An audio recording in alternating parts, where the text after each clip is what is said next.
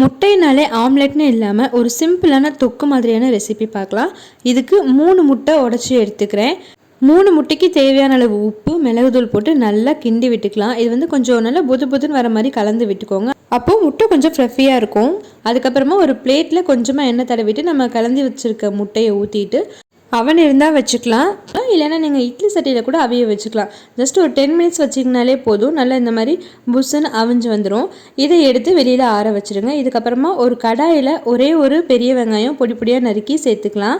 இது கூடவே கொஞ்சம் உப்பு போட்டு வதக்குனிங்கன்னா வெங்காயம் சீக்கிரம் வதங்கிடும். முட்டை ஆறுனதுக்கப்புறமா இந்த மாதிரி சின்ன சின்ன க்யூப்ஸாக பீஸ் போட்டு எடுத்துக்கலாம். இந்த ரெசிபிக்கு ஹைலைட்டே இந்த குடமிளகாய் தான். குடமிளகாயை பொடியாக நறுக்கி சேர்த்துக்கலாம்.